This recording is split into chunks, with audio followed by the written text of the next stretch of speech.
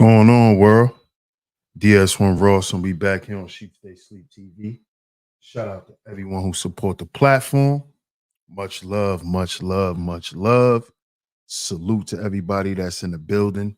Shout out to everyone, man. I appreciate y'all waiting. I appreciate y'all waiting. Shout out to everyone.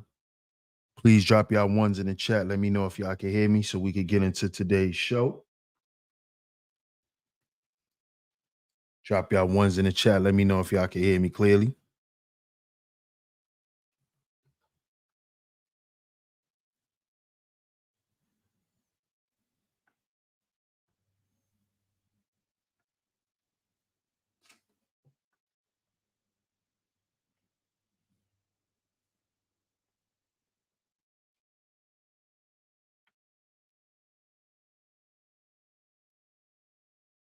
Can y'all hear me clearly?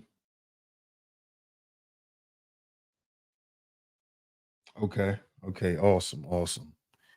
Awesome.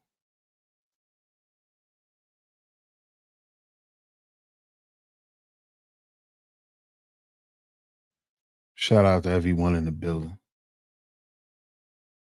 And of course, we are back right here on Sheep Stay Sleep TV. I'm your host, DS1 Ross. Of course, appreciate all the love and the support. Salute to everyone that's in the building.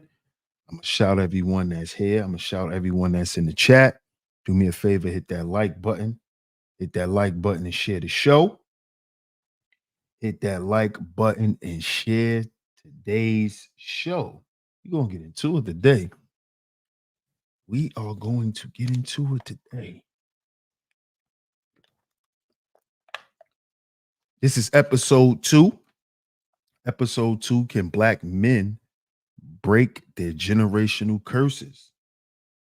Can Black men break their generational curses? Can we break our generational curses, brothers? Episode 2. Because y'all know this is the celebrity edition. So this is episode 2. Before we get into it, I'm going to shout you guys out. And then we're going to get into it. Let's see who's in the building. Make sure you guys like today's show if you haven't yet. Make sure you guys like today's show. If you haven't yet, share today's show. Shout out to my man Boot Camp. What's good, Boot Camp? Salute.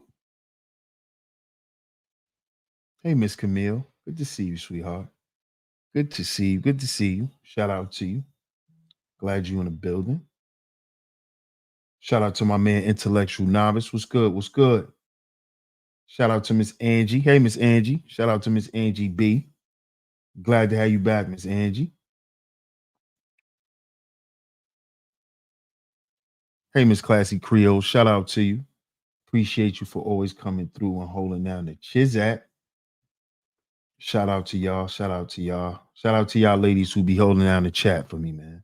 Shout out to y'all. We got Miss Angie back. Classy Creole always holding down the chat for me. We got Queena who always holding the chat down for me. Shout out to y'all. Appreciate you.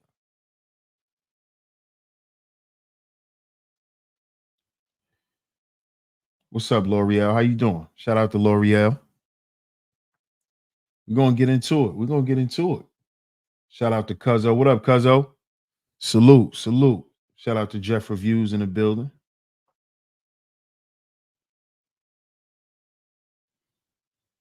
See who else in the building. Let's see who else in the building. Shout out to my man Dale Diddy on the check-in. Salute, my brother. Shout out to my brother Dale Diddy, man. Appreciate you, bro.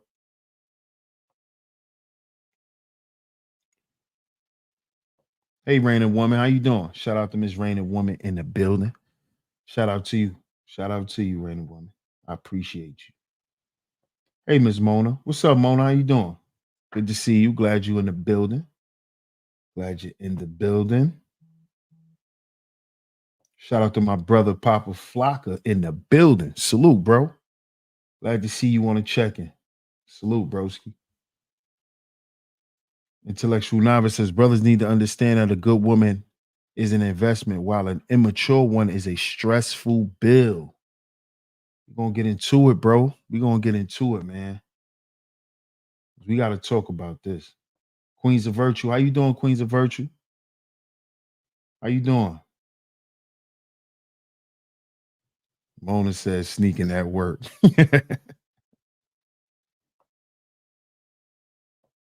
What up, Mike?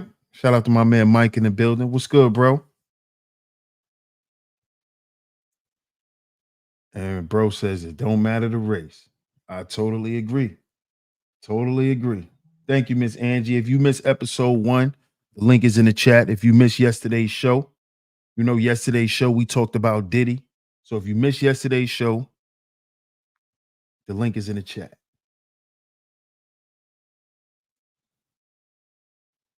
Shout out to my man Bucket. What up, Bucket? Good to see you, bro. Hey, Miss Queena. Shout out to you. We was just talking about you. We got Miss Angie back. Queena. Shout out to y'all.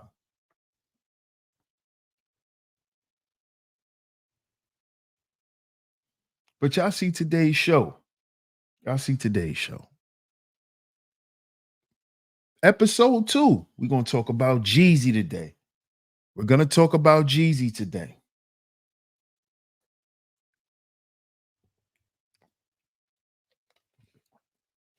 We're going to review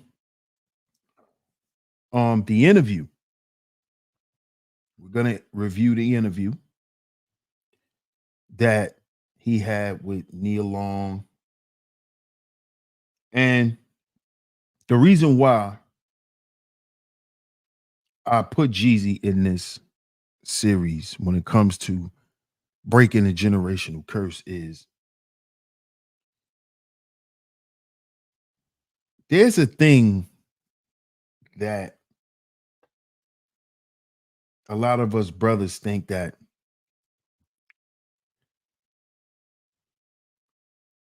the way we can get past the trauma that we've dealt with our families, especially the women in our families, is to go deal with other types of women. And y'all know me, if y'all was around, even my brother Intellectual Novice, he in the building. Y'all know that I spoke about the whole passport bro thing and the ideology that they was promoting and how that would actually be a detriment to us brothers, because all we're doing is we're looking for, we're not looking for a way out, we're actually looking for a cop out.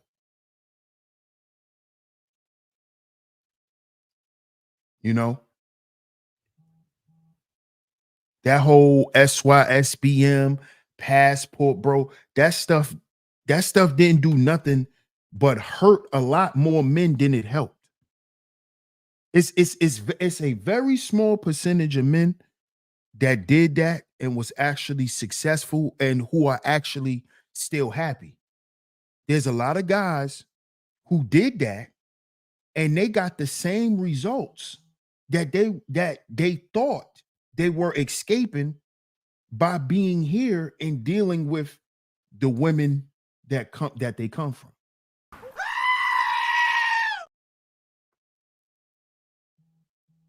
This is what I was trying to warn a lot of brothers about. Like, y'all thought that those women wouldn't do what y'all say all American black women do to us.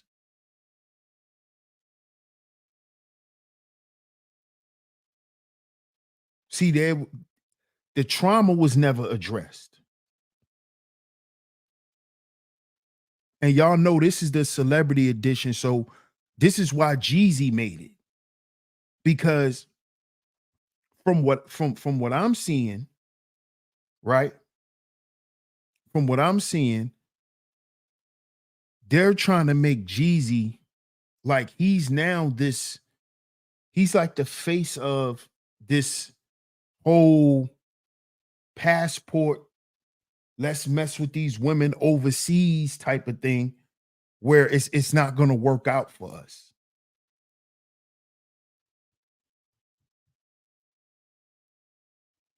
You see?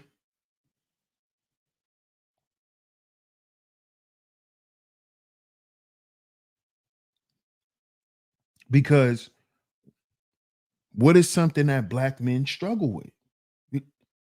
Divorce. Divorces. Because divorce usually leads to what? The breakup of the family, the breakup of the household, which Jeezy is probably used to.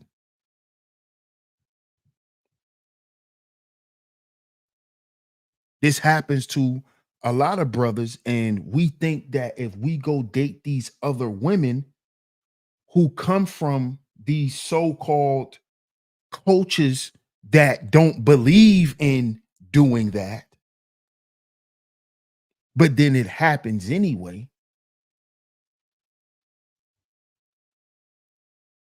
then we got to go back to the drawing board as men and say, well, what is the real issue? Because if I'm attracting the same, if I'm attracting the women with the same mindset of these American women, when I go over there, then it's not just the mindset that's the issue. It's it's my attraction to it.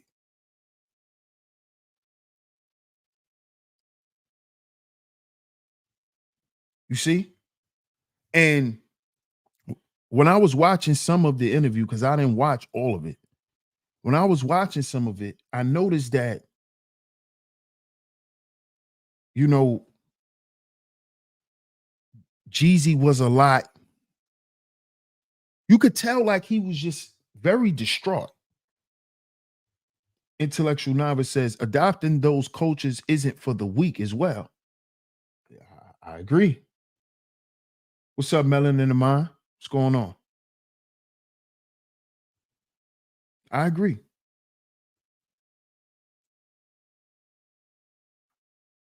But we're gonna speak on Jeezy today, man, because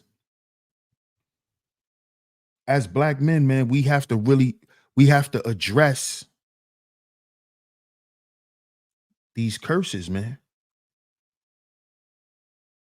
And this is the celebrity edition because we have to point out that these men are plagued with the same issues that brothers who come online and speak to brothers every day, these men are plagued with these same issues.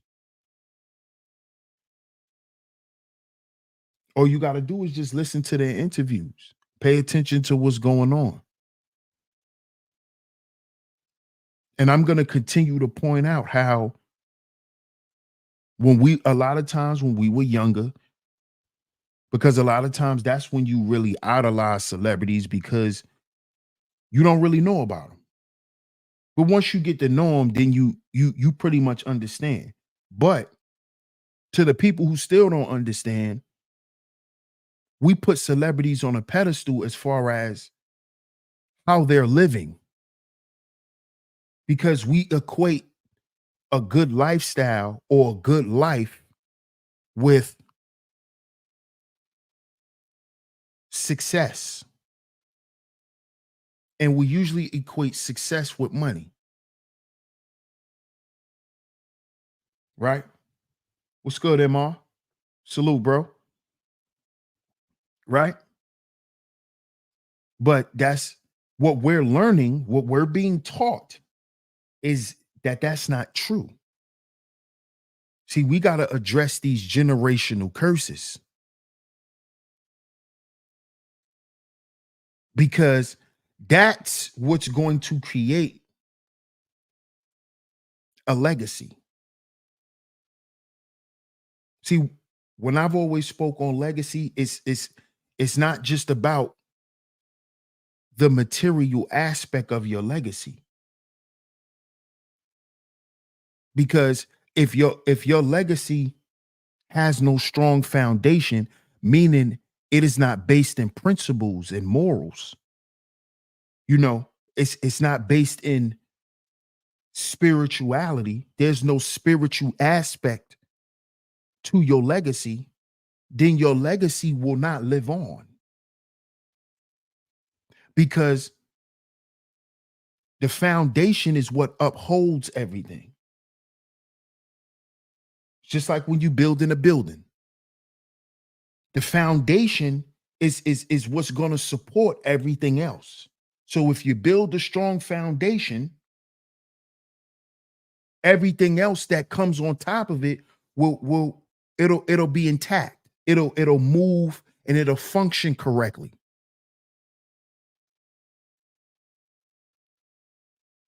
You see? But what a lot of our black male celebrities have done is they've done it the opposite way. They've done it the opposite way. They've done the external over the internal. This is why now, after 20 or however many years of great accomplishment, because we can't take their accomplishments from them, right? We're not going to do that. But after all these years of accomplishments, they're still destroyed internally. They are still faced with these generational curses that we always equated to poverty. So now we know, and now we understand that poverty is not it's not really a financial issue, it's a mental issue. Because if we have multimillionaires sitting on interviews and telling you how they don't feel like men at home, but you got another man that make $40,000 and he's saying the same shit because his wife complaining because they ain't got enough extra money. What are you doing with the same problems as Jeezy?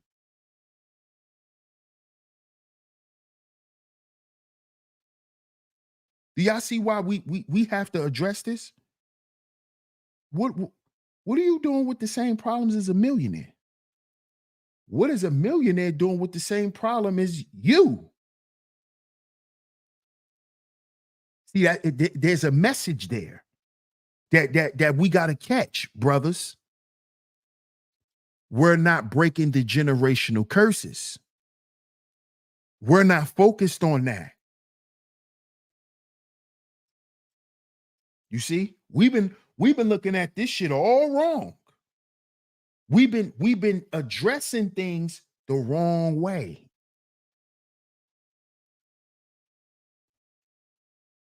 You see? That's what this shows. This is why I continue to highlight our celebrities, man. Not so we can put them down, not so we could diss them or none of that. It's not for that. You know, y'all may hear me crack my jokes every once in a while, but it's not for that. It is really to highlight the dysfunction that we have overall. And we have to stop thinking that it skipped our celebrities. You see? We got to stop thinking that fatherless homes skipped the celebrities. You see? We got to stop thinking that.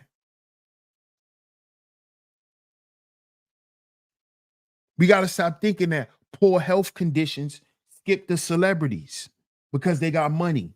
And we think because they got money that they're going to go to the best doctors and they could be healed.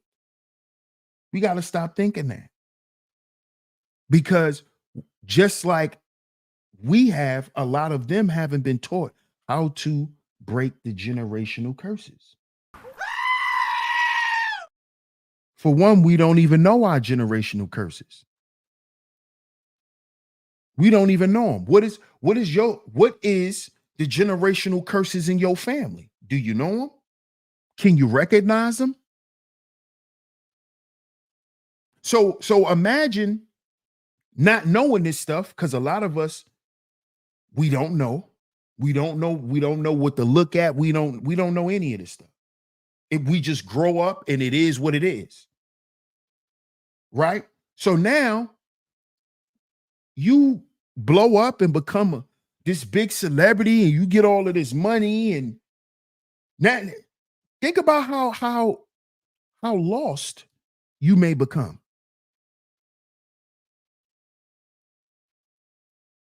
And see, I like to do this because a lot of y'all idolize celebrities and y'all want to be in their shoes.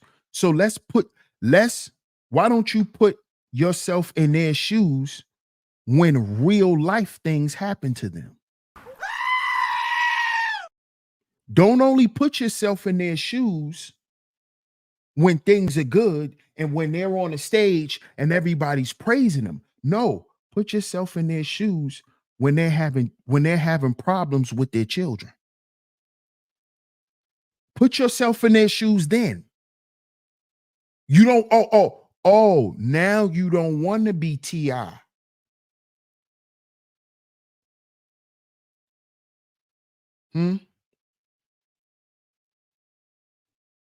You don't want to be them then, but you want to be them when everybody's like, yeah, the king. That's when you want to be him. But you don't want to be him when he got to go to doctor's appointments with his daughter to see if his daughter having sex. You don't want to be him then.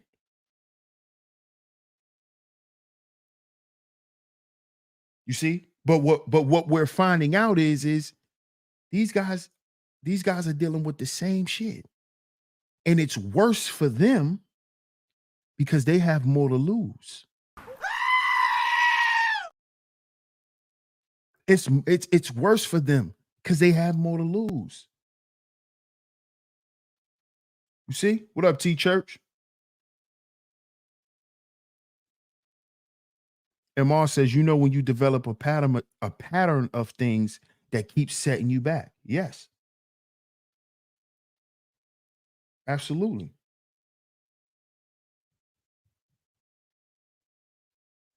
Absolutely. MR says, I had that same discussion with my daughter and her boyfriend a couple of weeks ago about success. That's real, bro. That's real.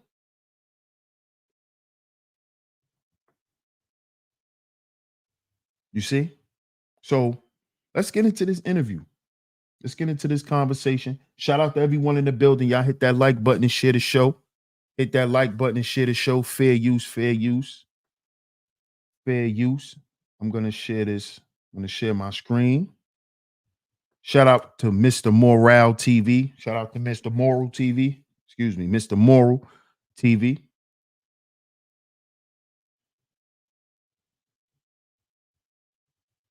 We're going to get into this.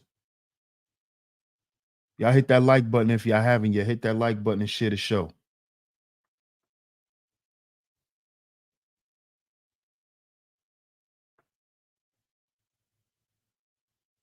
Let's get into it. My grandmother was very religious. Mm-hmm. She made me go to church and Sunday school and Easter speeches and all that. I didn't realize it then. I just went because I was supposed to be going. Yeah. Right. But it came to some points in my life where things just happened that was so real that there was nowhere else to go but with God. What was the activation moment of trauma for you? I think there was several things. I think the first was being left with a babysitter. There was a woman that was older than me. I mean, there was.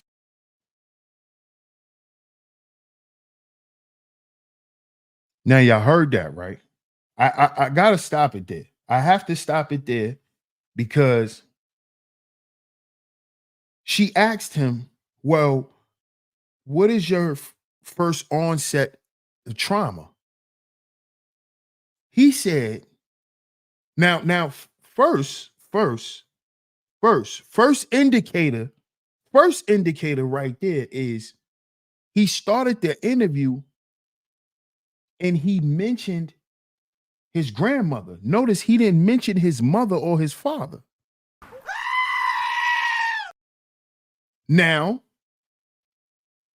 I'm not saying anything is wrong with that, but y'all know, just like I know, if you grew up in the hood, most dudes who grew up with their grandmother, most of the time, 9 times out of 10, because mommy and daddy wasn't around. Whether they worked all the time or whether they were dysfunctional parents. See, I wanted to highlight that. I wanted to highlight that because his first onset of trauma was with a babysitter. So that means he's dealing with abandonment. That's number one. He said, I was left with a babysitter. That was traumatic for him, being left with this older woman that he didn't know, that was responsible for him. Abandonment. Now, he could have probably already had these abandonment issues because notice he didn't mention his mother. Now, who's your first caretaker? Your mom. She's your nurturer. She's your caretaker. She's the one that teaches you what love feel like. What that feels like. The affection of it. So with him bringing up grandma,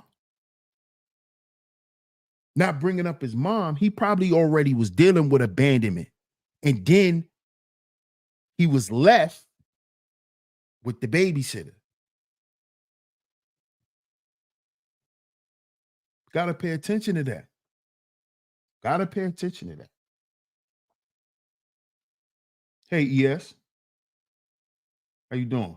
What up, D's? What's good? He said, I stayed at grandma's because my mom was no good. Damn. See? I just said that. It's usually the parents are dysfunctional or the parents are always working. So grandma's the babysitter. It's either your grandmother was your babysitter, because this is how my friends was. Either my friends, because my friends, the time we grew up in, it is what it is. But the ones that grew up with just their grandmothers, it was because their parents was out in the streets,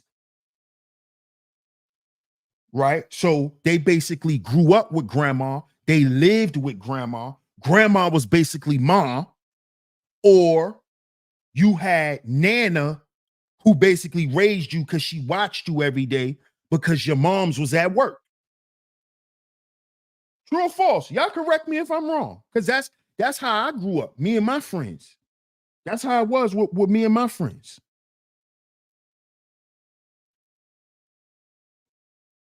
That's how it was. What up, Mark? Shout out to Mark in the building.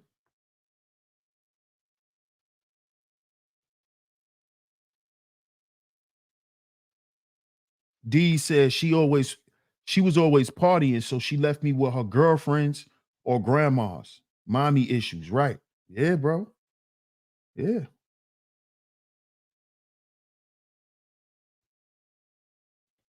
D said, no, we have to learn what our mothers didn't do, then love ourselves, then pour back to the ones that never showed us love, but their love is greater than a man's, huh? That's some traumatic shit, bro. I feel you, bro. That's some traumatic shit, because it's like they expect for us to give back the love that we were supposed to receive, and they expect us to have it. I see what you're saying, bro. That's some traumatic shit that you describing. And then they try to say, well, ain't nobody's love, better than a woman's love, and want to compare men's love to women's love when that shit shouldn't even matter. You should just love your goddamn kids. It period. Love yourself, love your kids, period. It shouldn't be no competition and all of that type of stuff.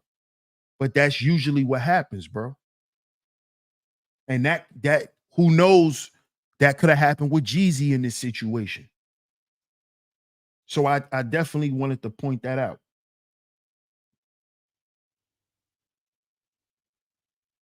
He says, I'm not shaming, I'm just saying, and here tuned in to receive the game. Yeah, I know, bro. I know you're not shaming. I know you just expressing how you feel, bro. You got all rights to do that, my brother. All rights. We all understand. We know not to, take it personal.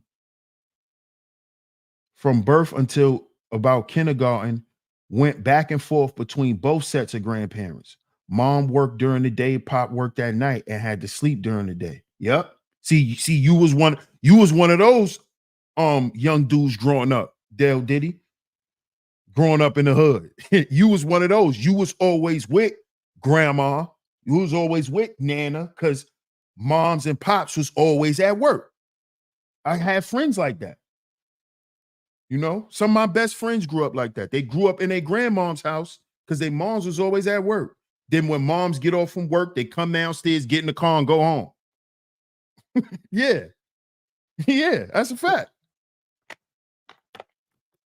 That's facts. So let's get back to it.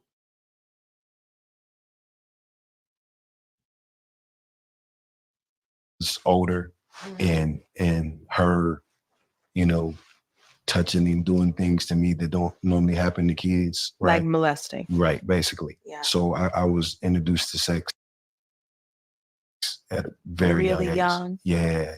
Second thing was that I had this lady that lived next door to us in an apartment. She was married to this guy. They had 2 kids. And it was around my age. And I used to hang out with them. And I was there one day. And I remember like it was yesterday. They got into an argument. Yeah. And me and the little boys was playing in the room. And I heard them, and I heard that saying before, you wait till I get back. I'll be right back. And I kind of looked at the boys. I'm like, yo, and sure enough, he came running upstairs and he went in the closet, right? And when he was going in the closet, he was thumbing through the closet. And I saw it when he pulled it out, it was like a big, had to be like a silver 357. Oh and my I looked God. at them and I immediately was like, yo, we got to hide. Yeah. But why did you know to hide? Because I had been around that before growing up. So I went and climbed under the sink in the bathroom and hid. And I heard some yelling, and all I heard was, pow, pow, pow. He killed the wife? He didn't kill her. He shot her like 4 times. Oh my God. Right? And he ran, left us there. My mom and dad came looking for me. Eventually, they found me under the sink when the police and everything was there. But I just, they just stuck with me, right? And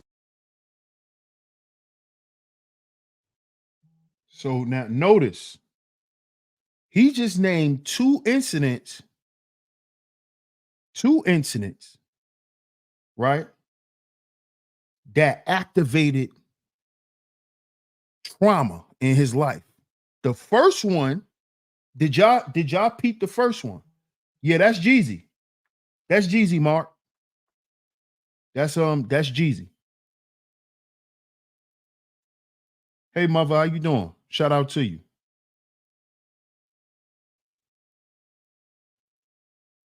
This story sickened me. Children experience way too much that they never should have. Facts. But the first story, did y'all hear that the babysitter molested him? Did y'all hear that? That was his first traumatic incident. He was molested by the babysitter that he was left with. And then the second incident is when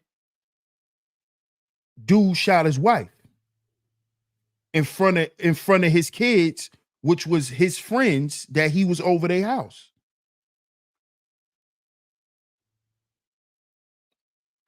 Now imagine this, y'all. We would have never thought that Jeezy went through something like this. We don't think that our celebrities go through stuff like this, see stuff like this. We We would never believe this, but he's saying this out his own mouth.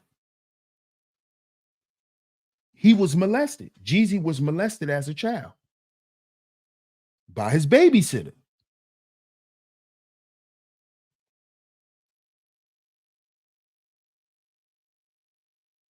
Do y'all see this?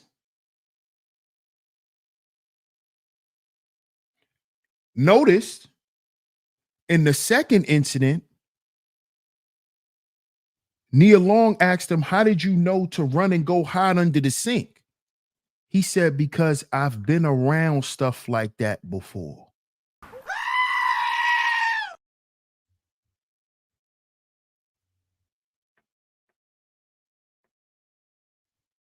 And notice when that happened and he went and hid, all of a sudden he brings up his parents. Now he's bringing up his mom and his dad. But notice initially he was living with his grandmother. You got to listen, y'all. Y'all got to listen to how people tell stories.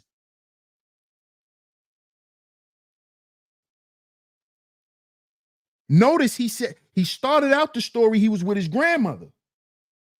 Then he ended up at these kids' house who was his friends, and the father tried to kill the mother. He went and hid under the sink. Where did his parents come from? His parents got worried and came and found him. I thought you lived with your grandmother, bro. You ain't even mention your parents. Look, y'all. We are only 2 minutes and 6 seconds into the video. So where did his parents come from? See that? See, there's always been trauma there. But the onset of it probably happened when he was so young that he doesn't even remember it. It probably started with him when he was so young that he doesn't even remember.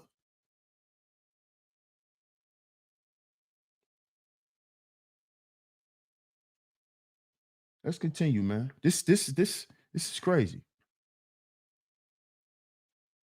Fair use, y'all. And before I was 8, I had already accepted this is the norm, right? I was already desensitized. And At 8 years. At 8 years old. At 8. At 8, y'all. Who would ever think this happened to Jeezy? Not the snowman. Not Mr. 17.5.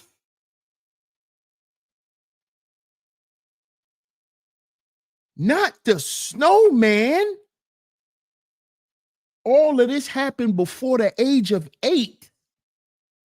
He just said it. And now it's crazy how before I even played the video back, I just said he probably was dealing with trauma from the time he was so young he don't even remember. He said all this stuff happened he was only 8 years old.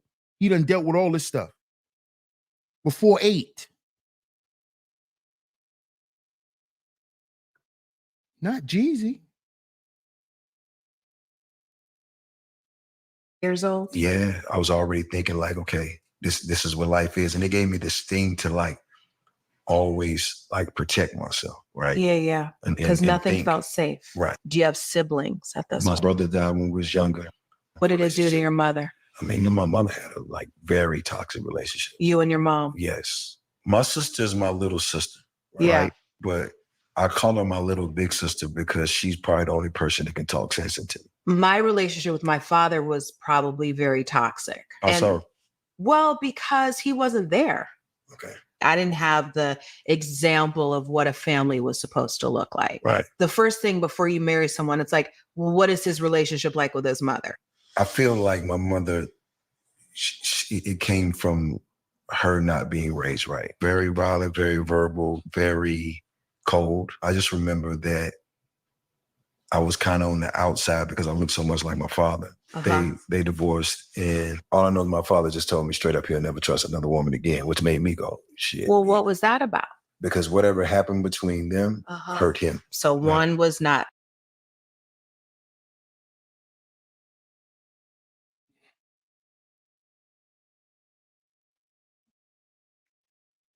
This doesn't sound like.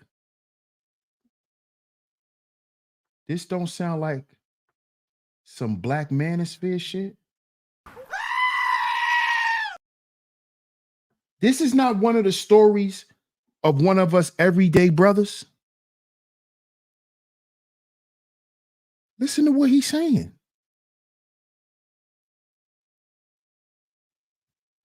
The breakup of the family. Just listen to him.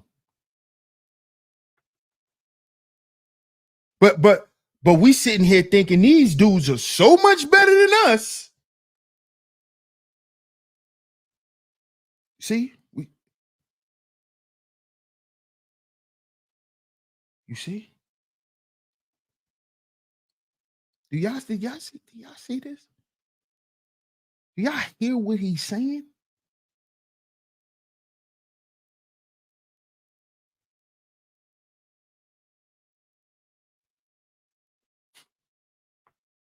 And we wonder why, or we constantly ask why these rappers don't give back the way they should, why they not doing so much, why they not doing this. Why you wonder why? Look where they come from. They haven't addressed their traumas, man. Heal before you build. See, they built before they healed. They did it backwards. They put external value over internal value because they wanted to dress up their wounds. This is what the world teaches Black people to do. This is what the world teaches us to do, Black men. It teaches us to dress up our wounds.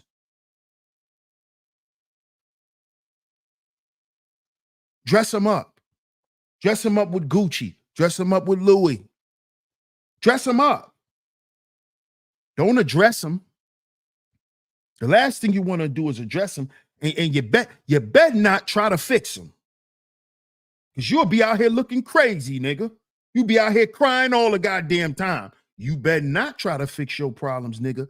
Put them Gucci glasses on and get you a drink and shut up. And man up. That's what they tell us. This is what Jeezy been doing. Look. This is what Jeezy been doing. Man up, nigga. Tuck it away and man up, nigga. And what is that doing to us? Destroying us. Slowly but surely. This is what it's doing. And it's even doing it to our celebrities. It's not just doing it to us, the regular guys.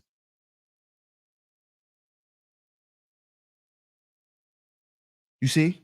It's not just it's doing it to the, to the ones who you think won't have female issues. What he doing having woman issues? This how we grew up thinking, he ain't gonna have no woman issues. That's the last thing he'll have. Women are gonna bow to him. Women are gonna do whatever. Last thing you'll think is they're gonna have baby mama issues. This is the last thing. Not addressing those generational curses, you will. Let's get back to it. Feeling safe and protected when you were molested. Right. 2 was a void of love and compassion and acceptance from your mom. Yeah. And then the third one was, okay, now I'm going to completely disconnect from myself here because there is no love here. And I'm going to go to the streets and I'm going to hustle and I'm going to make money and I'm going to prove that I'm worthy of this love and I'm going to be somebody. Right. When I left my mother's house, I had to be around 13, 14 maybe. Yeah. And the reason why I left because she pulled a gun on me. Right. Okay. And basically told me like, you're going to either do what I say, I'm going to take you out of this world type thing. I was just like, yo, Why was she so hard?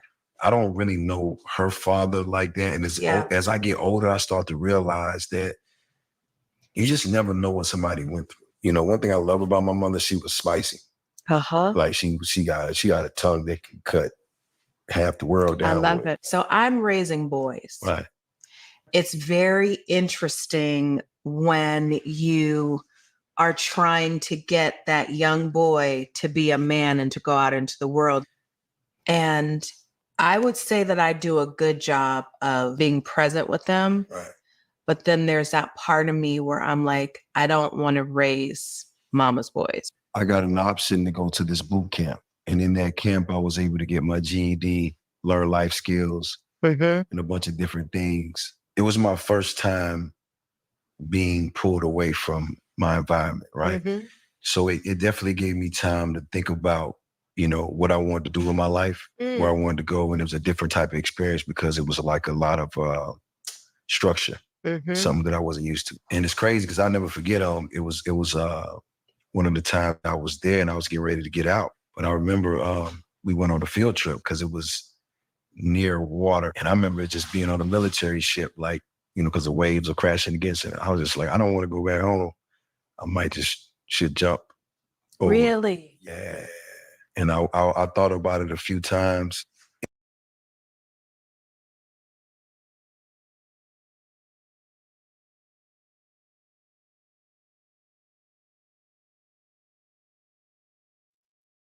So at some point, he also contemplated, you know, taking himself out, man.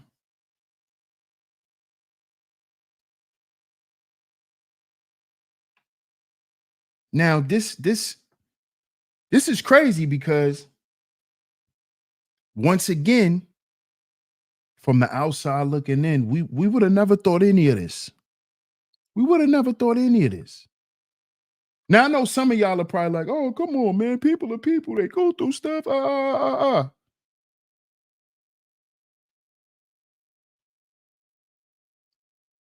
You wouldn't have thought to this extent. You know, when you hear stuff like this, you usually hear stuff like this from people you directly know. You wouldn't expect a celebrity to have the same story.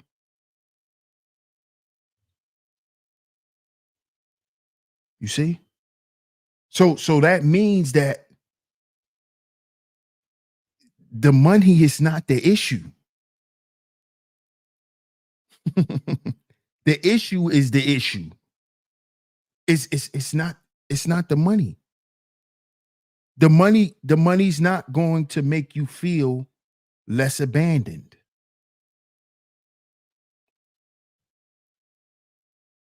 This is why I believe that you're seeing a lot of this too. Because there's a message in everything. I think this stuff is happening and being highlighted so we can understand that it's time to break these generational curses. That's the time that we in. This is what we're supposed to be focused on as men.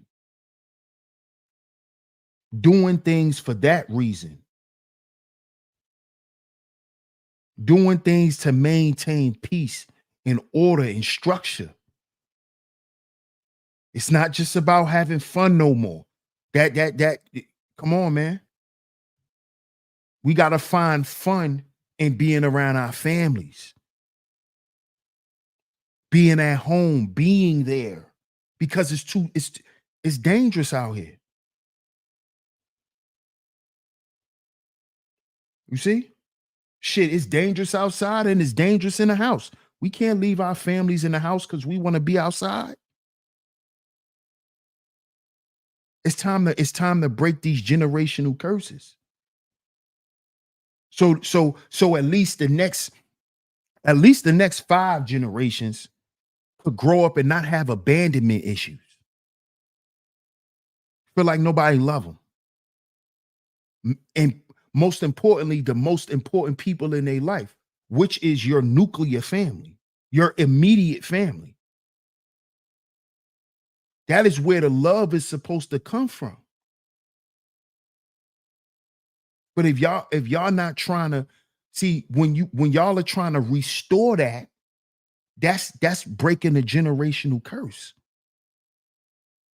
But if that's not being addressed and it's trying to you're just trying to go around it, man, nothing is going to solve anything from the outside.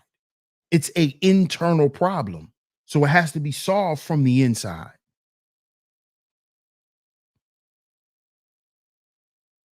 You see?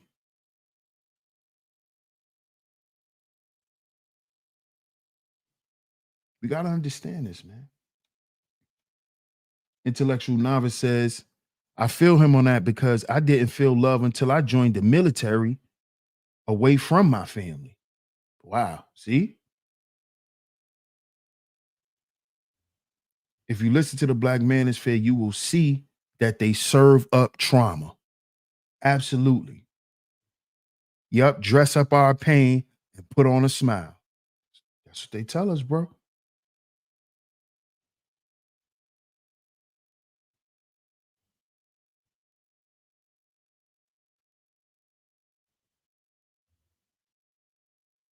It was so real. That's probably the only time in my life where I ever felt that low, that I felt like this could be the end for me. Yeah. And, I buckled back down. I came home. And I definitely turned my hustle up. Like I just went about it as a business. And this is around the time that I had my son. And he made me focus on becoming a man. We are born as beings meant to be here to love. Right. That's the crazy thing though, because as I stay at 46, I can tell you that. Yeah. But I can't honestly tell you that I've experienced love, like especially non-conditional. Like I couldn't tell you that. It was always something to it. Right? Well, maybe you had to get open to it first to heal it, to attract it. Well, I mean, when you're coming up in a family, right? Yeah. There should be at least a baseline of health. Yes. Right? And just healthy, yes. Conversation, right? Okay. And I can say that I probably got more love in the streets than I did when I was. And that's one of the reasons why I love my grandmother so much, because she was the only person that I can recall. My dad's folks was a little more calmer. Yeah. My mom's folks, they weren't playing the radio. Is your mom still alive? No, my mom passed. My mom passed during COVID. She had dementia. So my dad, same. Yeah. My dad passed away the day after Kobe Bryant. Crazy thing is when she was there and I was going to visit her, and when she had dementia, it was a little crazy because I couldn't really, because I was trying to get to a space where I can forgive her. I used to try to talk to her. And then, my mom's smart, even if she had dementia. It's like when I started talking about the hard stuff, she started acting like she don't really understand what I'm saying. She didn't want to talk about it. It was too painful for her. Yeah. I love my mother. You know what I'm saying? Of course you do. And I think I spent most of my life, which is probably one of the reasons why I'm successful. Yeah. It was trying to prove that I'm enough. And every time I got to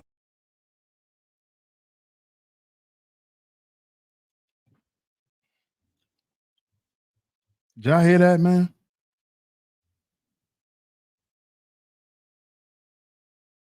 Did y'all hear what Jeezy just said? The last part. Did y'all hear what he said?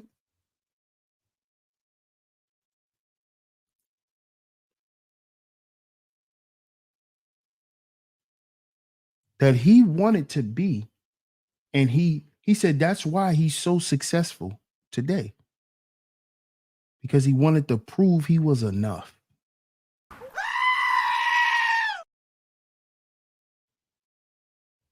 That is the proof that these black male celebrities are using fame and money to hide and mask their trauma. They're using the success to not help break the generational curse, but to run from it.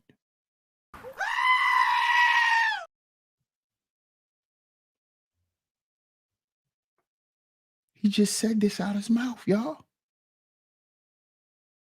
I mean, I can't believe he just said that. What's up, Lynn 216? How you doing? I can't believe he just said that. And you're right, Lynn 216. That is why a lot of brothers join fraternities and a brotherhood. So they can have something to belong to. Absolutely.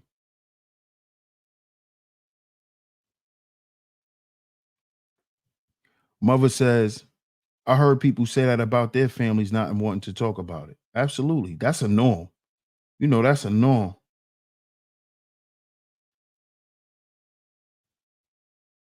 Just want to hug this man. Damn. Yeah, man. So all his achievements and accolades that he got, he's really not even proud of them. He's really not even proud of them. Because he didn't do them for himself. He did it for approval of someone else.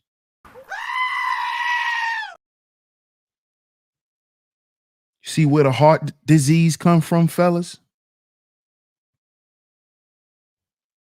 Broken hearts, man. We got to stop walking around here thinking that we're not human and treating ourselves like we're not. We got to treat ourselves like we human. So other people could see that we are human.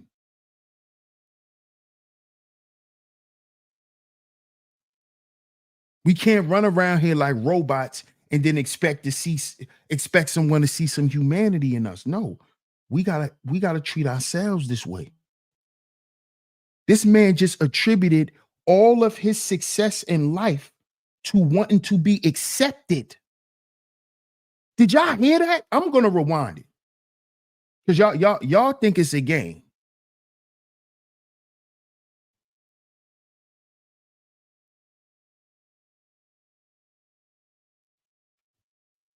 Stop letting men gaslight you. He really just sat here and said all of this while doing the same to his kids and women. All right. Somebody get her Uber. This is somebody that's bored, and that's a dude. That's a dude coming under here posing as a woman. Uber Black, someone, please. Uber. Somebody get them a Uber Black. Lena. Somebody with a name that comes in here too. That's a dude. Uber Black. Thank you. Milestone. There was no fulfillment there, right? Because she didn't acknowledge. She didn't acknowledge it.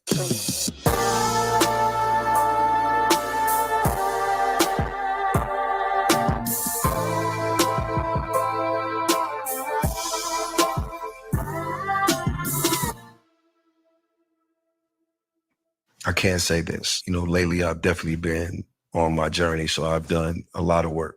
One of my uncles just passed, and he's one of my favorite uncles. Everybody who knows my music know I talk about him. He's my first uncle that gave me $20, and I flipped it a zillion times, and that's how I'm here. Yeah. And his name was Bo Slick, and he gave me his disability check. He passed last month. And that must have been tough. It's crazy because I went to the funeral home in our hometown, and I went and saw him, right? And I hadn't seen him in a while. And I saw he had a smirk on his face, and I was like, look at Slick, he's still giving him hell. Boy, he think it's funny. Yeah. He gone. But it's crazy because he was laying in the exact same place, the last place I saw my mom. And so on the way back, I tell my driver, I give him an address, and I say, yo, take me to this address. And we pull up, it's like an old church. And my sister has it set up nice out there. When we set it up nice, where my mom's buried, we got like a bench and all these things. She has a crown on her stuff. So it's really beautiful. Yeah. Right? And it's peaceful. And I went out there because I had some life changes that was going on. And I wrote her a letter on the way there. And I sat down and I read the letter to her. I told her about her new granddaughter, how amazing, beautiful she was. I told her that I'm working on my relationship with my son, and we're in a kind of cool place. I told her about my middle daughter and how beautiful she's turning now. I told her about, you know, my life changes and the things that that I'm concerned about, some of my fears, you know what I'm saying? Yeah. And, and I basically forgave her. Ooh, that's good. And my basis of the letter was to tell her, everything that was going on in my life. And, even if she's not proud, I understand. What did you say in the moment of forgiveness? I understand what it's like to raise a rebellious kid. I understand what it's like to have your own wounds, that your work that she need to do, right? And she didn't get a chance to do that. And I understand that maybe she had a different way of loving me that I didn't understand, right? And because my mom the type of you, if I go to the basketball court and get jumped, she gonna take me around there to fight everybody one-on-one. Me too. Right. I'm taking my kids too. She's like, come on, him first, him second, and him I got third. your back, Right, and the right. Vaseline's in the car, and I'm gonna it. take my earrings off, There you and go. let's go. Yeah, that's her. But do you understand that that was her way of loving you? Well, this is what happened. And this is, I'm gonna keep it a buck. This was like, I was in LA, so this was like maybe 2 nights ago. On early morning meditation. I meditate in the morning. And I was meditating, and I had a vision that I saw my mom. And I was talking to her. We was just talking, and I just asked her, I said, I forgive you, but can you forgive me? Not for taking what she gave me and embodying that, right? And having that same type of energy. Because when my mother died, I didn't grieve, right? I didn't cry. I didn't. Not at all. Nothing. And I asked her to forgive me for not sending her off right. One thing I learned about life now is that even if somebody treats you wrong, right?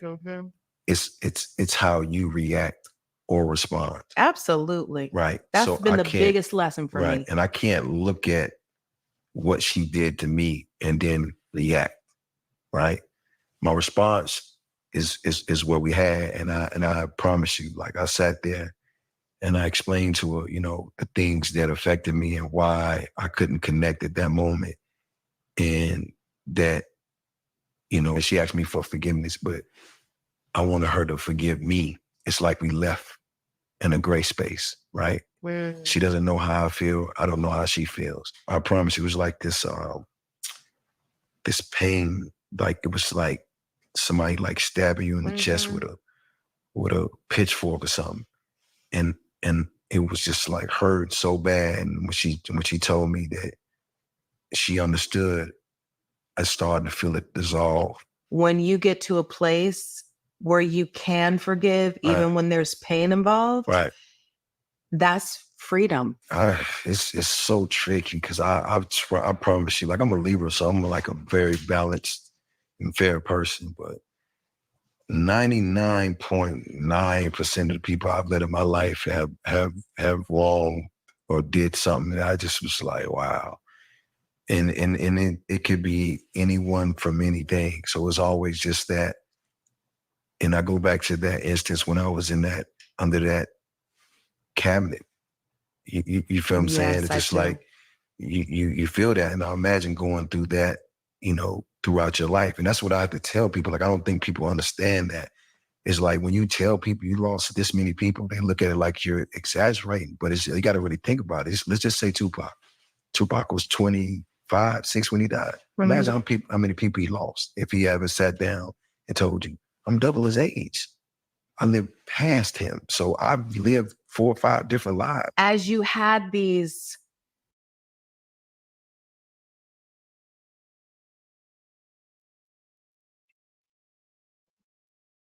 That's a lot, man.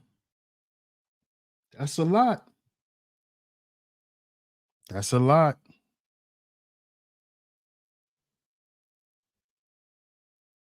That's a lot, man. Just by listening to Jeezy. What's up, Crystal Rebel? What's good? Just by listening to Jeezy, right? What we learn from Jeezy, and of course, Other guys may interpret it differently, or they may have their opinions on it, and that's cool. But what we learned from Jeezy is he never wanted to be a gangster. He was, or to be a gangster that's some dysfunctional shit.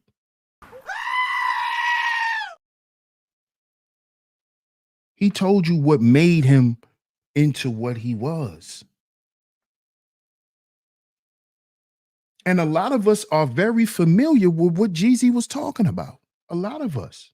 I see a lot of you brothers in the chat are like, yo, I could understand. I heard this. I feel them. Like, y'all are familiar with this stuff.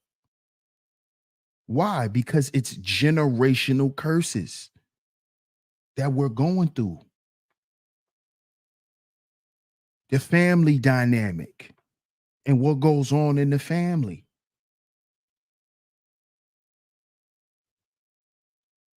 The unresolved trauma.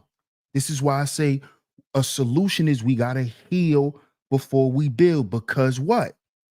If we build before we heal, we'll create self-inflicted wounds.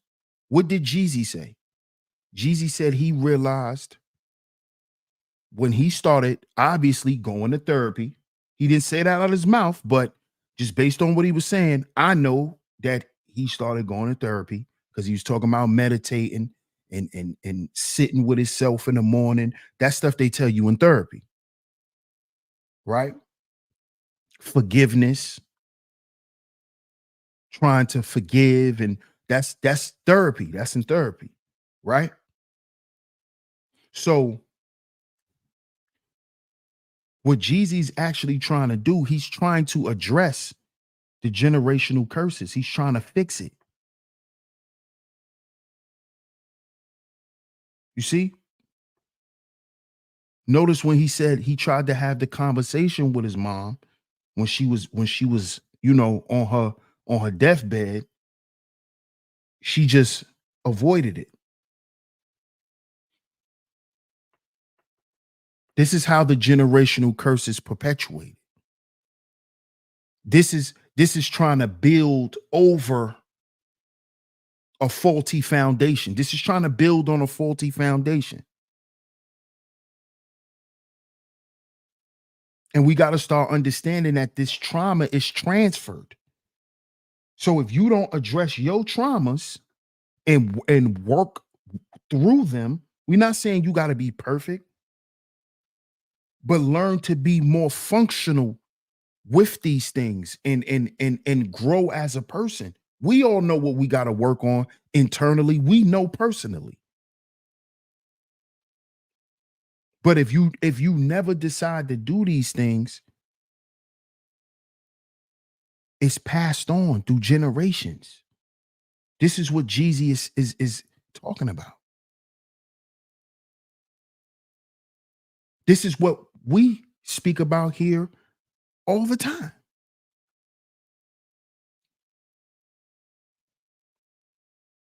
But isn't it ironic that our black male celebrities are going through it as well?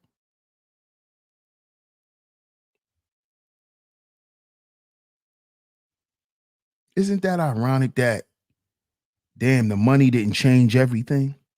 The money just didn't make everyone feel okay and everyone be okay and everyone get along?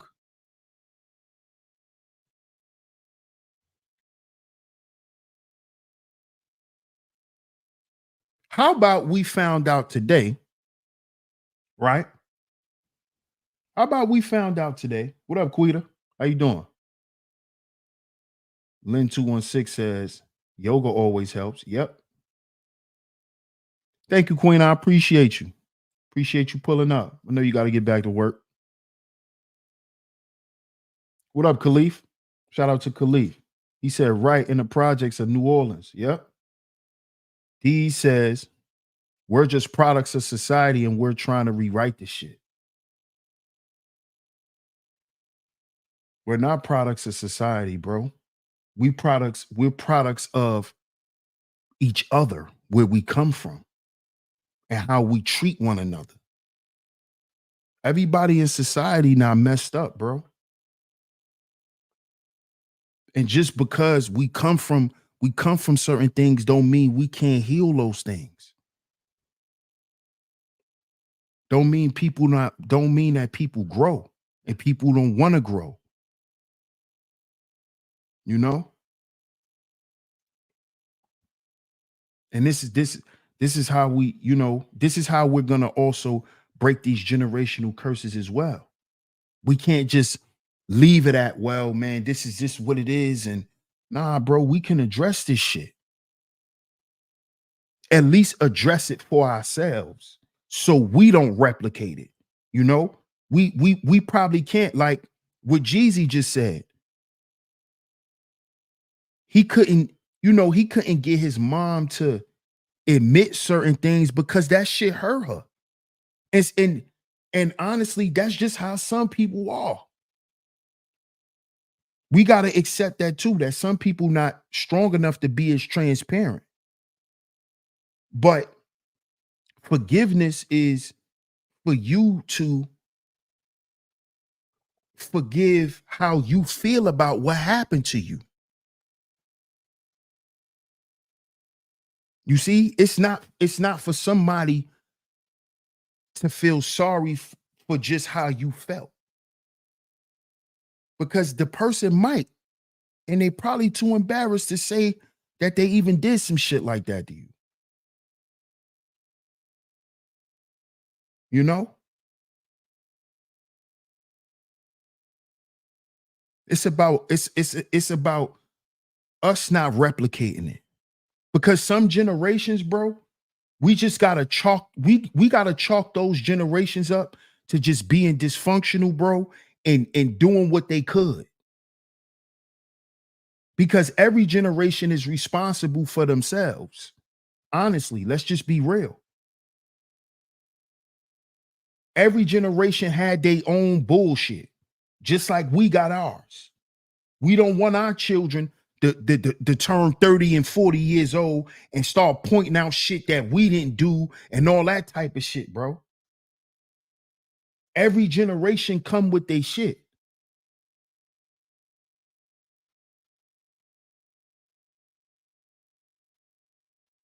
But if we know the shit, we need to try to fix it.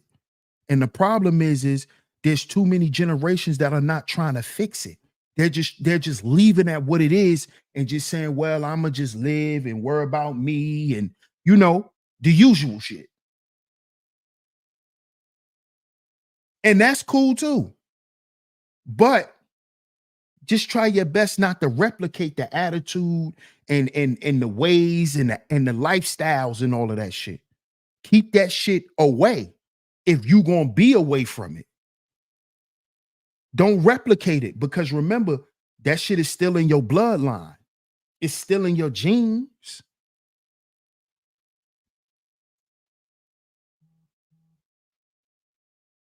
This is what I mean when we say we gotta heal before we build, man. Before you sit down and have a child with a woman, understand the shit that troubles her. Understand her traumas and certain shit like that. And she need to know that about you. You need to know about her family. She need to know about your family.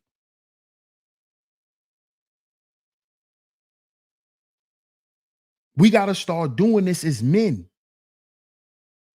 because we trying to break generational curses. We not trying to replicate it. Because guess what? We going to be doing the same shit all the other generations was doing. Just trying to make it. Just trying to make it to the next day. Just trying to make it till God call our goddamn number. And that ain't all we got to do. That's just how we think, because we defeated.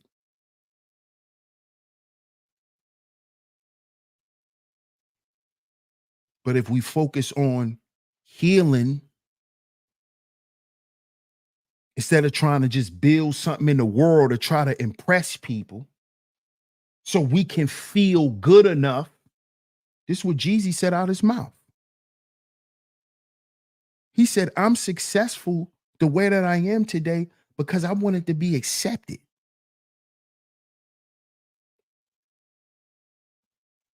See why I told you all that high value man stuff was bullshit?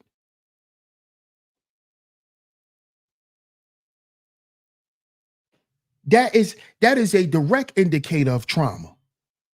You went out in the world and became this big successful person so somebody can accept you. That's the basics of life. You're supposed to be accepted whether you got on goddamn penny loafers or Amiri shoes. You're supposed to at some point felt acceptance.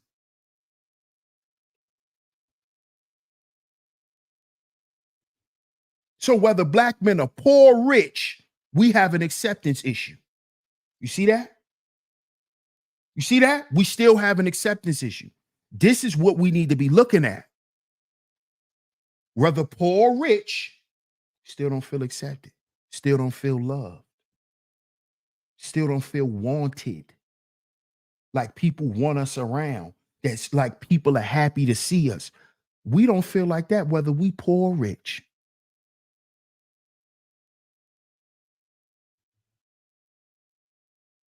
And we have generations of men right here on YouTube that said this stuff, that feels the same way, that has the same story.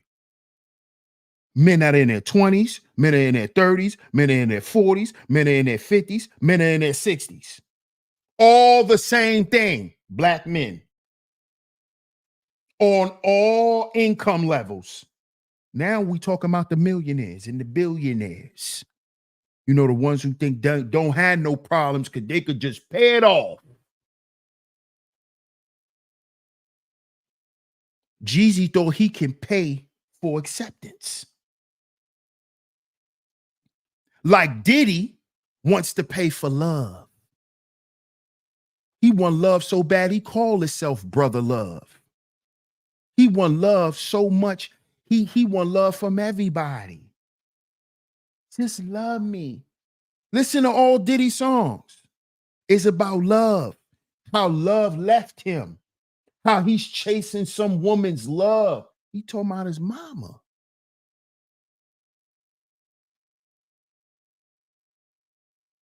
Love.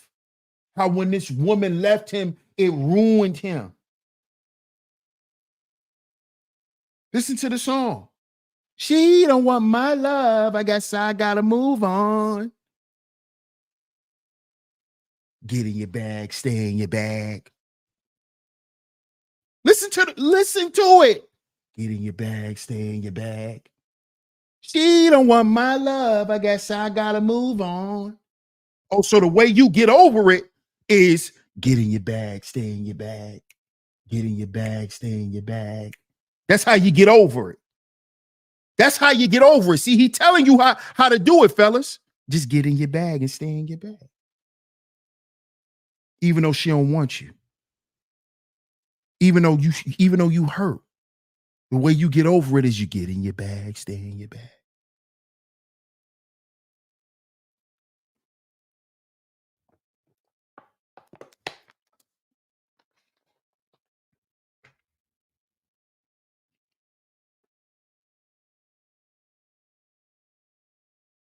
See this? What did Jeezy do? Get in his bag and stay in his bag. He said it out his own mouth. So it's not me being a poor righteous teacher, like y'all like to call me. Y'all like to call me a poor righteous teacher. It's not me speaking against money. No. This millionaire said it out his own mouth. And he got all that shit because he just want to be accepted. He wasn't trying to build no businesses. He did all that shit so somebody could say, I love you, Jeezy. You did it. I'm proud of you, son. He did all of that for that. He did all of that for that. When you're supposed to hear that every day from the time you're a little boy. From the time you're a little boy, you're supposed to hear, I'm proud of you, son. I love you, son. He went out and did all of this and became a big superstar rapper. Young Jeezy the Snowman. I sold all this dope. I was with BMF for acceptance.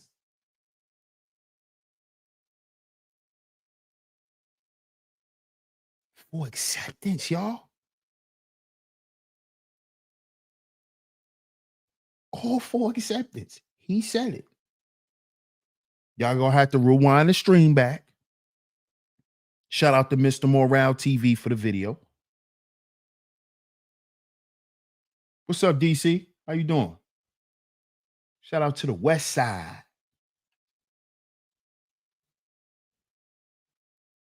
The Purple Diva. I know what that purple is. I know what that purple is, DC. Shout out to you. And shout out to the West Side. I love the West Coast. Only been out there once, but I love it. Boogeyman says they use their fame to hide from trauma and gain approval from their parents who didn't care for them. That's crazy, bro. That's crazy. And peep this, bro. I'm glad you said that because a lot of their children are flipping the script and they're doing shit so their parents disapprove of them. Ain't that crazy, bro? Isn't that crazy, bro?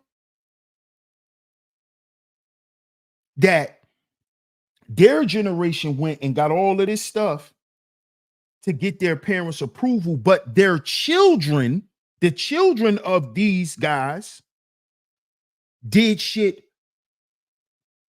for disapproval. Look at Lil Tootie Raw, Boosie son. Look at Lil King.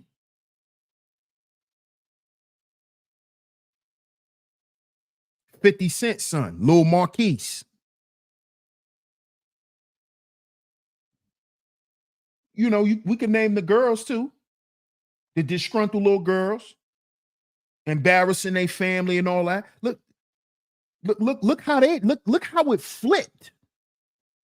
Look how it flipped, mother. Look how it flipped. Their generation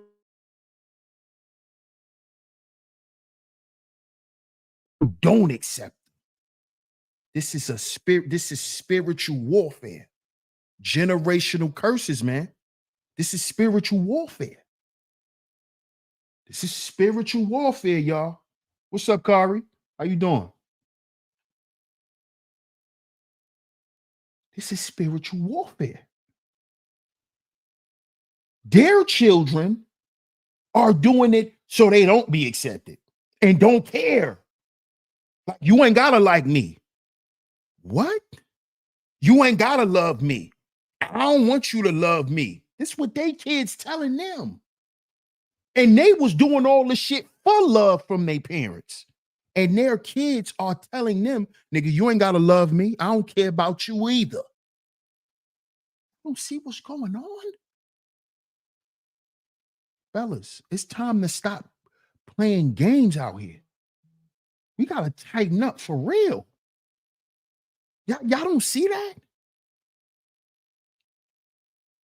He sold all them drugs, did all of that shit so he can prove that he is somebody, so he can be accepted, because he just wasn't accepted being himself. So he went out and made himself into something so he could be accepted. But notice what he said. He deals with a rebellious child. Jeezy said that out his own mouth.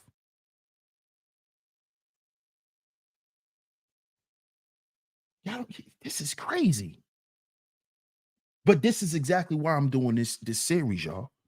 Because we got to highlight this stuff. We got to talk about this, man. We got to talk about this. We have to. We have to. What up, Sock Basse? Salute, bro. He says, I don't think most care for parents' approval. It's about your hood peers seeing you in a certain way. That's a good point too. That's a good point. That's a good point. Trying to impress the peers. That's true. That's true. That could be it with Lil King. But I think with Little King though, and you let me know too, Sock, say in the chat. But with Little King, I think Lil King is definitely distraught and he got some issues with his parents that hasn't been addressed. I really think he got some issues with his parents. I definitely think he trying to put on and impress the hood and not try to look like he's soft and a mama's boy and look like where he actually grew up from. I get that part, but I definitely think that there is some mending that they need to do with Lil King too. I don't just think it's just him showing his ass and I think it's a little it need to be some conversation going on along with some jacking up too though. But I believe after you jack his little ass up, it needs to be a deep conversation had with that little dude between the mother and him and the father and him. I think they both need to sit down and have a conversation with King separately. Now that he's older too, I definitely think that they should. What up, brother love? Salute.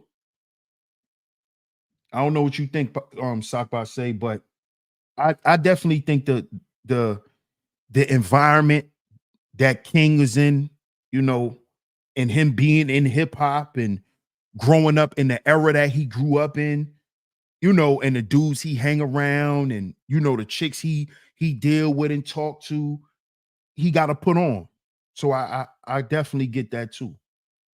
Because I don't think he I don't think he hate his parents. I definitely think he has issues with them though. But you're right. I think he love his parents too. I think he care about them. I don't think he just want to throw them away. Lynn 216 says, that's what my son is doing now, shaking my head. He was mad we took him out of the hood, but put him into a good neighborhood. Ungrateful. It's not just that, Lynn 216. It's not that he's ungrateful. It's just that he doesn't look at it in the way that y'all look at it. Because listen, I kind of got the opposite story, and I regret it because when I was right before I went into high school, right? I was with my dad. My mom sent me to my dad, right? And my dad, he got a job opportunity, right?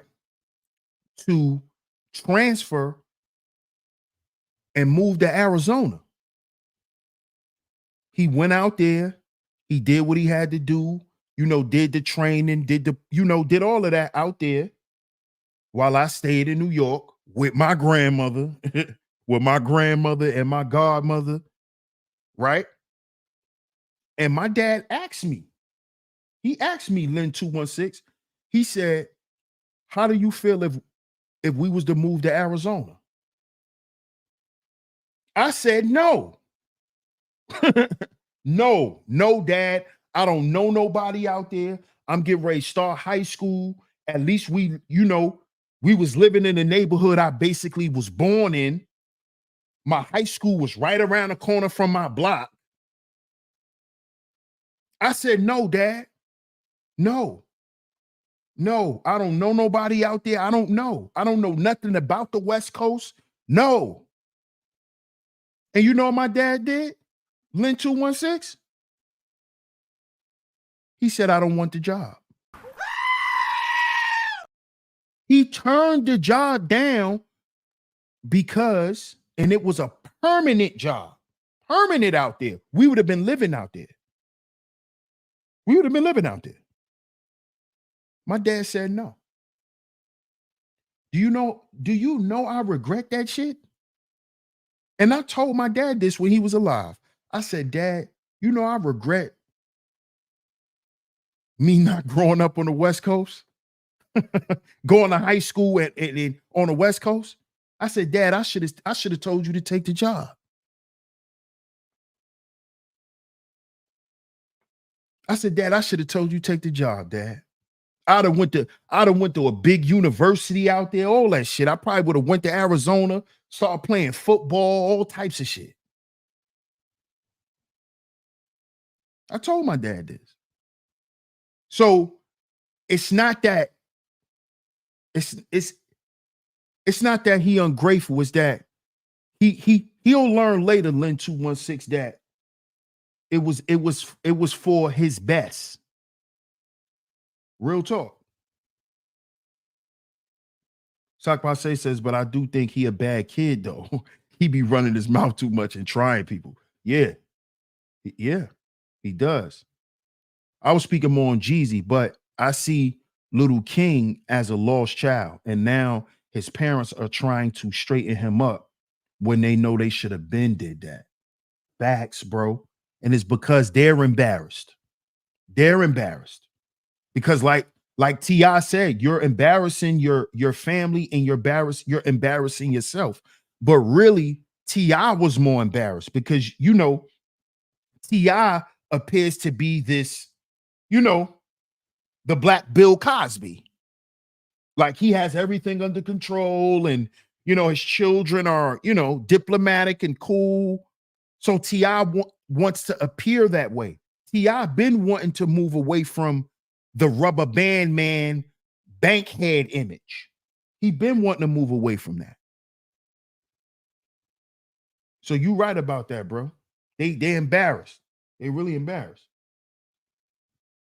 Kari says, wow, my parents told me and my sister we're moving when we left Chicago. They didn't ask us anything. Laugh out loud. I wish my dad didn't, Kari. I wish he would have just been like, yo, we out. And I would have just had to deal with it. Honestly.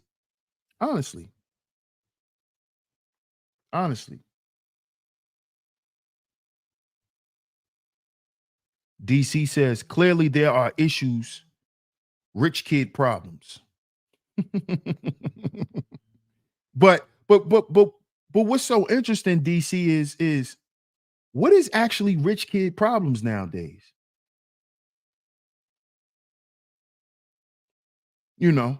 Because before you actually could point out a rich kid problem, like a spoiled problem, or like they just keep crashing cars and you got to buy him another one and he cries because you bought him a little car.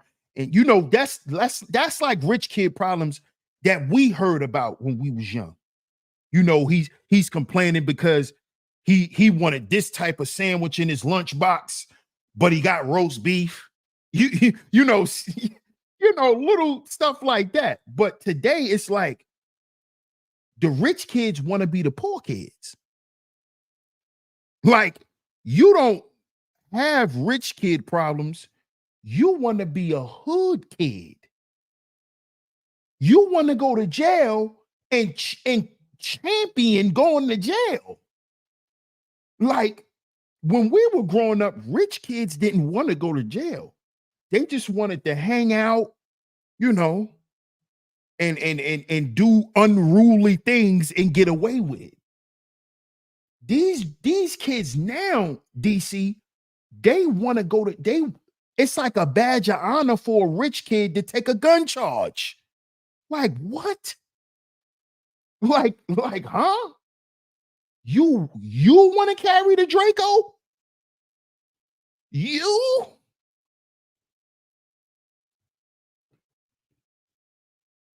These generational curses, man. Generational curses. Sakpase says, when my old girl passed away, my dad wanted me to come live with him. Better area, a better school, etc. But I didn't want to leave my area, boys or whatever, so I didn't understand that part a bit. Same thing with me, bro. Same thing with me. Except my dad had a position that would have moved us to the West Coast. I would have went to high school in Arizona. I would have been a West Coast dude. I would have probably been tuning in from the West Coast all these years if I would have still been doing YouTube, y'all. Because I would have went to high school out there. So if I would have went to high school out there, I would have went to university for sure. For sure, for sure. For sure, for sure. So me and you had the same story, bro. I didn't want to leave my area or my friends because that's what I told my dad. I said, Dad, I don't know nobody out there. I'm not going to have no friends. You know, that's the same thing I was saying. Same thing, bro. And I didn't see, you know, we didn't see it. Intellectual Novice says, imagine having biracial girls that are confused about which culture to adopt. That's what I'm dealing with. Man. And also, that is also what Jeezy is dealing with Jeannie Ma. Intellectual Novice. So that's interesting you said that because you know they got I think it's a son. His name is Monaco. And I was reading an article where they were saying that, you know, that him and Jeannie Ma, you know,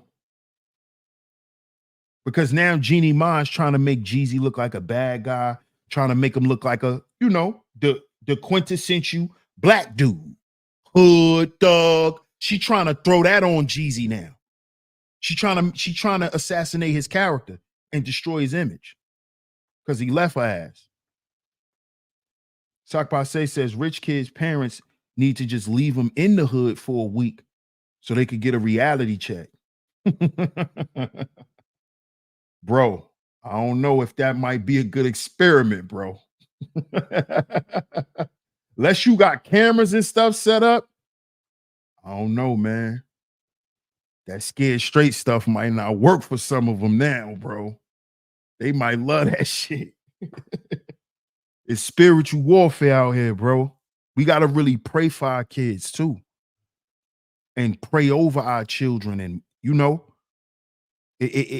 we really can't just think that I hope, you know, nah, we got to pray, man.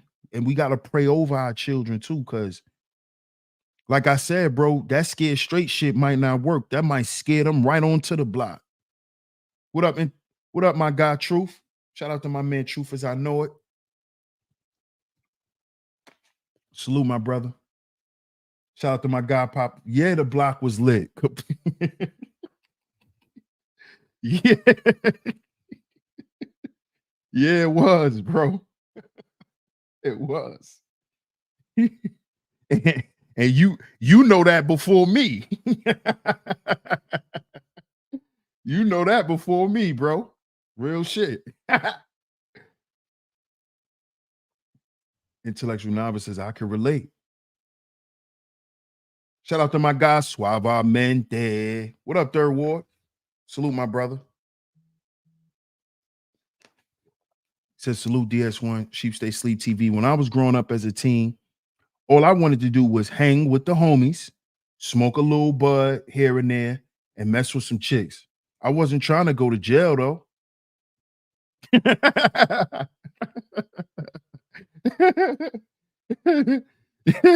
Yeah, I could tell, bro. You was that friend. You really was just smoking bud because it made you feel good and you could still be around the chicks. See, you really was a little bop hunter. I know you, bro. You was a little bop hunter. You was one of my homies. I ain't gonna say his name because he probably be listening because I don't, you know what I'm saying? I shout out to all my dudes, man, from you know, from the town. I'm gonna say the town, you know, because we grown now, so we ain't from the block. From the town, right? I don't know who be listening, but sometimes when certain names pop up and they say certain shit, it make me laugh because we from the town. So, you know, You remind me of one of my homies from the town, Third Ward. That's why me and you get along, bro. And I told you that before. You, yeah.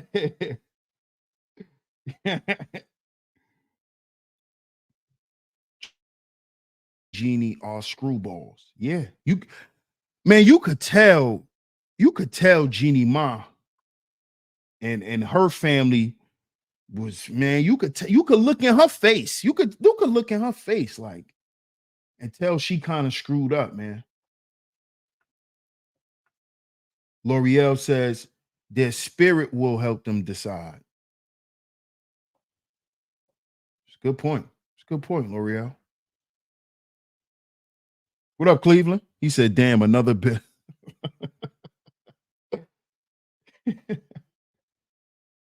Del Diddy says, 2 words, survivor's guilt. Because our culture is grounded in trauma, Black kids not raised in that environment feel disconnected from culture. Man, that's true, bro. That's true. And it is survivor's guilt. It is. It is, bro. You even kind of feel like that when you make it out and be able to move up and be able to move out your hood. You be missing that shit so much because you so used to being there and being there with your peoples and feeling that love being there. You know what I'm saying? No matter how dysfunctional it is, man, it's not like we didn't feel love and we didn't have love for one another, you know? And we just got to be honest about that too, especially as Black folk, you know? Mother says, yes, I've been praying for my baby since he was in my belly, and I tell him every day. Wow, that's beautiful. That's beautiful, mother. Continue to do that. Continue to do that. Real talk. He might want to marry a woman in his teenage years when he might want to marry his first love. You know what I'm saying? Mother says, my parents had me put up, so I can relate. I ain't mad at it. Thank God. It's true. Preserved you. Preserved you. I tell my girl that. I tell my lady that all the time. Don't be upset because you was preserved. You were preserved. You're like fresh preservatives. Smells good. Right. Thank God. Jeezy married a plain as day family destroyer. He did, bro. He did. Because she comes from those types of women. You could look at her face and see it. And just by her being on that talk show, I would have knew to stay away from her too. Facts, truth. I would have knew to stay away from her. Just off the vetting process. I don't see how she made Jeezy's vetting process. Like, bro, how did she make it past your vetting process, Jeezy? How? Them rich kids will be a lick and might participate in it. We were some savages. Glad I got rid of that mindset though. Yeah, they were a lick. That's true.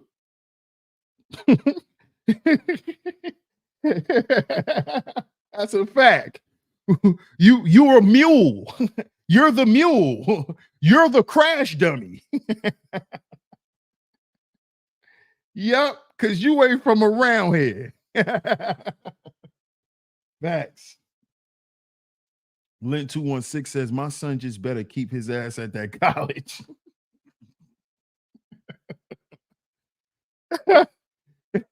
An honor roll student want to be in the hood is crazy to me because they can't relate to college. But just go back to what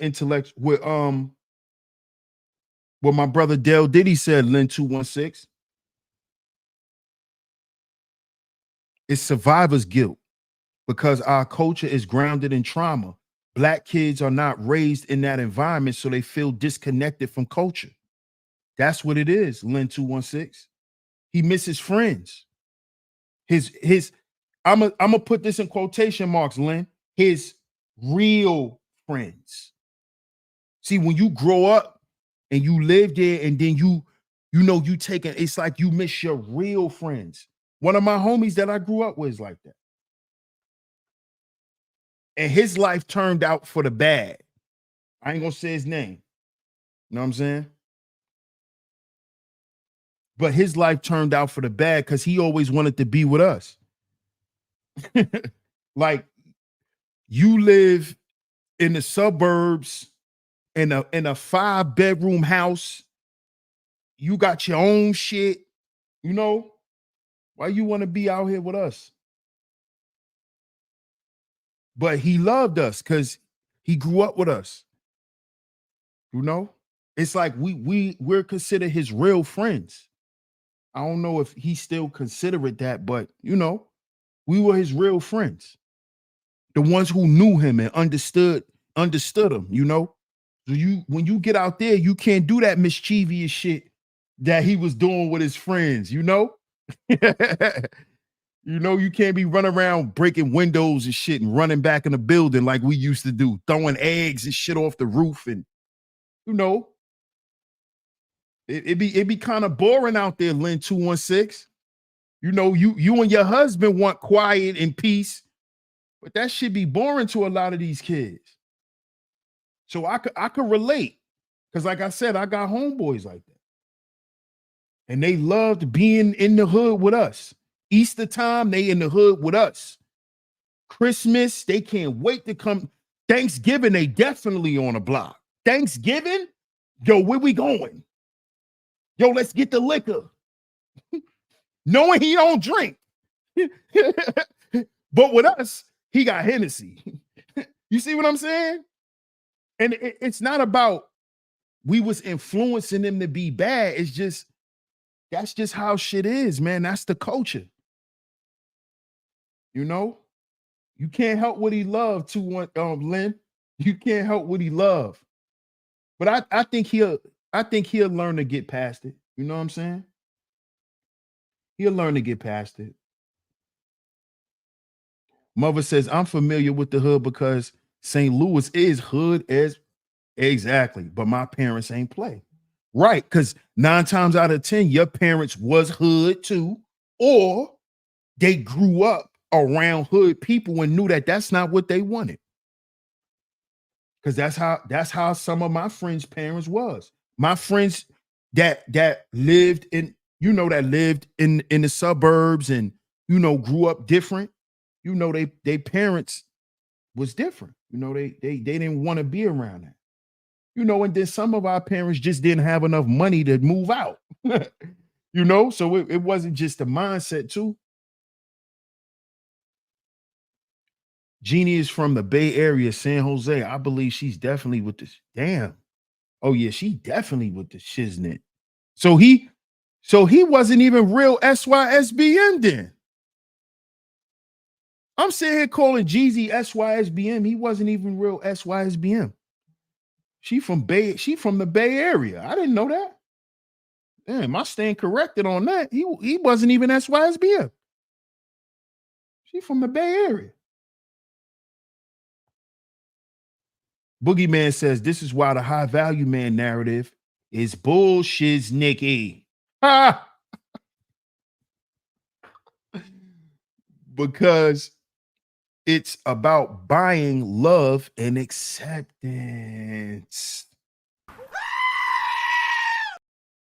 Wow. There it is, y'all. There it is. Intellect.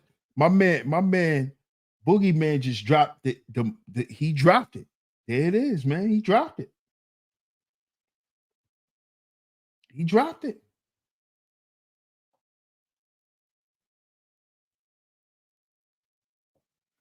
Third Ward says, but I also was the reasonable friend that thought for myself and the group. And if I had to squabble with the homies, I did. But the majority of the time, I talked us out of trouble due to my character, DS1. No doubt, bro. No doubt. No doubt. Like I said, you one of my homies. Like one of my homies. Yeah, he gonna get down when it's time. You know, if it gotta go there, you know, he gonna stand his ground. He gonna stand his ground. But if his diplomacy could get us out the situation, you know. But see, I'm gonna keep it real with you, Third Ward. Like our friend who was like that, if we was on some bullshit, we ain't want to hear what he was talking about. We was scrapping. Like we we don't want you to be diplomatic with these guys. You know, we don't want to be diplomatic with these guys.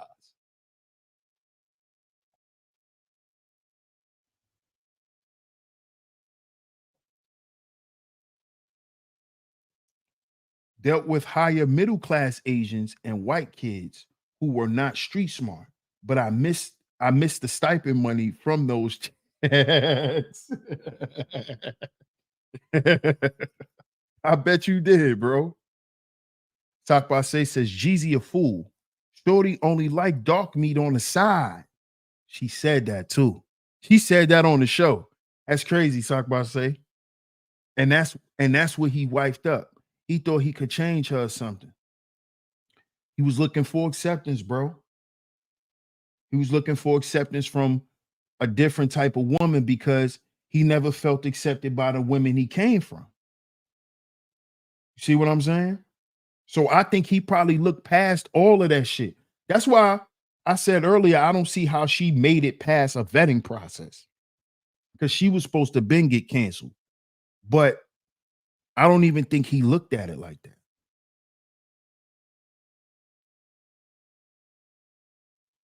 Bucket says, mother, I lived in Ferguson, Hazelwood, out in there. Damn. Mark Milliner says, who taught black people that moving out of the neighborhood where your family is success? Look at Tyler Perry's children going to school with the Trump child. They're being called all types of. Wow, I ain't know that, Mark. But yeah, who did say that was success? Good point. But shout out to y'all, man. I appreciate y'all for pulling up to today's show. If y'all enjoyed today's show, make sure y'all hit that like button. Make sure y'all hit that like button. Make sure y'all share today's show. Make sure y'all share today's show. Sharing on y'all community tabs, Facebook, Instagram, Twitter, anywhere that you share content, your Discord service. Share today's show, man. Share today's show. We will be back tomorrow. We will continue this series. We will continue this series. Oh, yeah. We will continue this series. Shout out to everyone that's in the building. Y'all stay tuned for episode 3 tomorrow. If y'all enjoyed today's show and y'all would like to financially support today's show, the links are going across the screen. Shout out to everyone who has. If you have supported today's show, I appreciate it. Much love. Shout out to everyone. KG111, what's good? Notice that a lot of black men who have trauma of the childhood barely speak of their fathers. It's always their mother of their trauma. Usually, yeah. So shout out to y'all. I appreciate y'all. Shout out to all my lovely mods for coming through and holding down the chizat. Salute to all the visionaries for always coming through and showing support. DS1 Ross, Sheep Stay Sleep TV. Shout out to everyone once again, and I'm going to catch y'all tomorrow. Peace.